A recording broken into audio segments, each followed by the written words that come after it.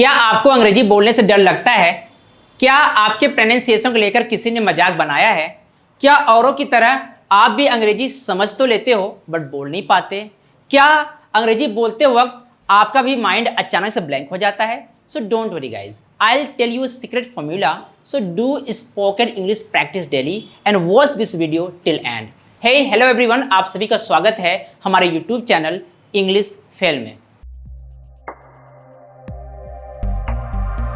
सो दोस्तों, आज की इस वीडियो में हम लोग बात करेंगे 7 ways to speak fluent English.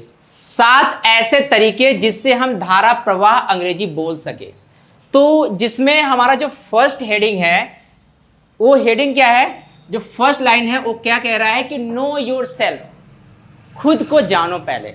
अगर आप एक बेहतर इंग्लिश स्पीकर बनना चाहते हैं, अगर आप फ्लुएंटली बिना रुके इंग्लिश बोलना चाहते हैं, तो आपको फर्स्ट लाइन पे फोकस करना पड़ेगा, जो कि फर्स्ट लाइन कह रहा है कि नो योर सेल्फ. सबसे पहले आप खुद को जानो, सबसे पहले आप खुद को पहचानो कि आपका मन है कि नहीं इंग्लिश बोलने का. जैसे एग्जांपल हम समझते हैं. सपोज ये आप हो, ये हमारी आईज है, ये हमारे क्या है, ईयर है. ठीक है, पॉइंट समझने की कोशिश करिएगा. सपोज ये हम हैं और हमें इंग्लिश स्पीकिंग करने से पहले या इंग्लिश बोलने से पहले हमें ये केयर करना पड़ेगा, हमें ये ध्यान देना पड़ेगा कि our ears are ready to listen English songs or not. Our eyes are ready to watch English videos or not. Our tongue is ready to speak English or not. सबसे पहले हमें इस चीज पे केयर करना पड़ेगा, सबसे पहले हमें इस चीज पे फोकस करना पड़ेगा. तो क्या कह रहा है कि अगर आप खुद को जान जाते हो, अगर आप खुद को पहचान जाते हो, बिलीव करिए आपको इंग्लिश बोलने से कोई रोक नहीं सकता. ठीक है, तो सबसे पहले आपको फर्स्ट लाइन पे फोकस करना है. अगर आप इसमें बेस्ट हो जाते हो, अगर आप अपने आप को जान जाते हो, पहचान जाते हो, फिर आपको दूसरे लाइन पे फोकस करना पड़ेगा. Get a good environment of speaking English. आपको एक बेहतर माहौल की जरूरत है, आपको एक बेहतर इन्वायरमेंट की जरूरत है. जैसे हम बात करें, हम लोग हिंदी कैसे सीखे. हिंदी सीखने से पहले, अब ऐसा तो है नहीं कि हम लोग पहले इंग्लिश पढ़ना आया फिर बोलना आया.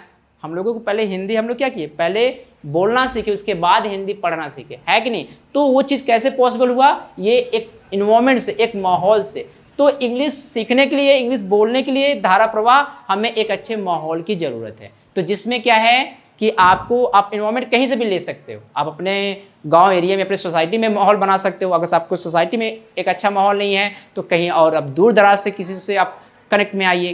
ठीक है, इस तरीके से. फिर अगर आप एक बेहतर माहौल आपको मिल गया है, तो फिर आपको तीसरे चीज की जरूरत है. Follow LSRW.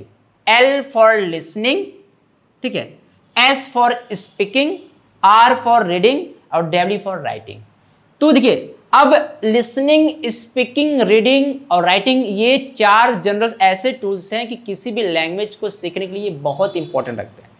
क्योंकि होता क्या है, जैसे अगर हम लिसनिंग कर रहे हैं, कोई भी बंदा हमारे सामने कुछ भी बोल रहा है इंग्लिश में, तो हम उसको कैच करते हैं और कैच करके हम उसको अपने डेली लाइफ में कॉपी करते हैं, मतलब हम बोलते हैं. क्योंकि आप मेरा पिछला वीडियो देखे होंगे तो उसमें हम लोग बात किए थे some reasons that you can not speak English. कुछ ऐसे रीजन, कुछ ऐसे वजह जिससे हम अंग्रेजी नहीं बोल पाते. तो उसमें हम उसमें जिक्र किए थे कि हम उसमें फॉलो नहीं करते, और इसी चीज़ को हमने यहाँ पे लिखा हुआ है कि फॉलो LSRW. आपको लिसनिंग, स्पीकिंग, रीडिंग और राइटिंग पे फोकस करना पड़ेगा.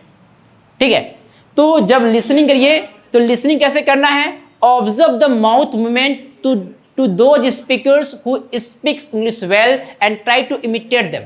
आप कुछ ऐसे लोगों को कॉपी करो जो अच्छा खासा इंग्लिश बोलते हो. अब कॉपी कैसे करोगे? पहले आपको सुनना पड़ेगा, जब आप सुनोगे तो आपको बोलना पड़ेगा. और रीडिंग के लिए क्या करना है? आपको फ्लुएंसी लाने के लिए, आप धारा प्रवाह बोलने के लिए आप बुक को लाउडली रीडिंग करो. और writing, if it's possible then you can do. Clear? चलिए, अगर आप LSRW फॉलो करने के लिए रेडी हो, फिर आपको 4th पॉइंट पे ध्यान देना है. Record your own voice for pronunciation mistake. देखिए, कहा गया है कि जो प्रोनाउंस होता है, जो प्रोनाउंसिएशन होता है, इंग्लिश की जान होती है। अगर आप इंग्लिश बोलते हो एक अच्छे प्रोनाउंस के साथ, बिलीव करिए everyone will like to you. अगर आप इंग्लिश कितना भी तेज बोलते हो, कितना भी धारा प्रवाह बोलते हो, लेकिन अगर इसमें प्रोनाउंस आपका बेस्ट नहीं है, प्रोनाउंसिएशन आपका नहीं सही है, बिलीव करिए no one will like to you, no one will be fan to you, no one will not be fan of you. ठीक है, इस चीज़ को ध्यान रखिएगा। तो इसको आपको प्रोनाउंस को कैसे सही करना है, make a list of frequent used words which you find too difficult pronounce and ask someone who speaks English well and pronounce for you.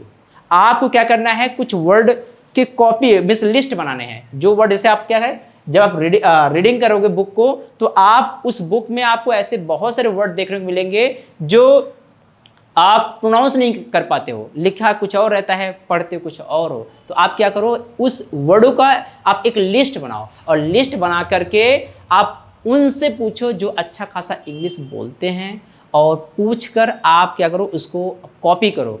और उसके बाद क्या करना है कि फिर उसके जब जितने भी आप वर्ड को आप जो भी लिस्ट बनाए रहेंगे, जब वो क्लियर हो जाए, फिर आप कुछ और वर्ड का लिस्ट बनाए। ऐसे कर करके आप अपने प्रोनाउंस पे वर्क कर सकते हैं। ठीक है, नाउ जो नेक्स्ट लाइन है ये क्या कर रहा है, कीप पेशेंस। ये कभी कभी क्या होता है कि हमें आपको इंग्लिश अच्छा खासा मतलब हम बोल लेते हैं। तो अब देखिए होता क्या है, जब हम अच्छा खासा इंग्लिश बोल लेते हैं, या कोई भी बंदा हमसे सेंटेंस ट्रांसलेशन पूछा, अगर हम उसको कर लेते हैं, तो क्या होता है, हम बहुत अंदर से खुश होते हैं। ठीक है, लेकिन कभी कभी ऐसा भी होता है कि हमें जो सेंटेंस बोलना है हम उसको ना बोल पाएँ, या फिर कोई हिंदी का कोई सेंटेंस है हम उसको कन्वर्ट ना कर पाएँ, तो उस टाइम हमें थोड़ा सा अंदर से बड़ा हम डिमोटिवेट हो जाते हैं कि यार ये तो हमें चीज़ आ ही नहीं रहा है। तो उस टाइम क्या होता है, हमें पेशेंस की ज़रूरत होती है। और पेशेंस एक ऐसी चीज़ है, लोग कहते हैं ना कि पेशेंस अगर आप किसी भी काम में रखते हो तो बिलीव करिए आप धीरे ही धीरे से, लेकिन आप उस तक एक दिन जरूर पहुंचोगे, है कि नहीं। आपको always you have to say yourself that now we will get our goal, not to immediately but definitely. तो पेशेंस बहुत मायने रखता है उस किसी भी लैंग्वेज को सीखने के लिए। क्लियर। तो नेक्स्ट जो हेडिंग है, जो नेक्स्ट टिप्स और ट्रिक्स है, वो क्या कह रहा है, do not fear while speaking English. आपको क्या करना है, बोलते वक्त डरना नहीं है। कभी कभी होता क्या है, हमारे पास अच्छा खासा नॉलेज होता है, अच्छा खासा इंग्लिश का नॉलेज होते हुए भी हम बोल नहीं पाते। रीज़न होता है हम बोलने से पहले डरते हैं, बोलने से पहले 10 बार सोचते हैं कि यार ये जो सेंटेंस हम बोल रहे हैं कहीं हम गलत ना बोल जाएं, कहीं सामने वाला बंदा हमारी इंसल्ट ना कर दे, इस तरीके से। तो बिलीव करिए आपको क्या करना है कि बोलते वक्त डरना नहीं है। हमने अभी पिछली वीडियो में हमने एक जिक्र किया था एक लाइन का कि हम लोग जब भी कोई लैंग्वेज सीखते हैं, स्पेशली जब इंग्लिश की बात आती है, तो हम 2 दिन या 3 दिन हुआ रहता है कोचिंग ज्वाइन किए हुए, और हम अपने आप को एक्सपर्ट मानने लगते हैं। तो हमें अपने आप को एक्सपर्ट नहीं मानना है, हमें अपने आप को बिगिनर लेवल पे लेके चलना है। भले ही अपना 100% देना है, लेकिन बिगिनर मान के चलना है, और बोलते वक्त डरना नहीं है। ठीक है। जो लास्ट लाइन है वो क्या कह रहा है, do not think of other. आपको दूसरे के बारे में सोचना नहीं है।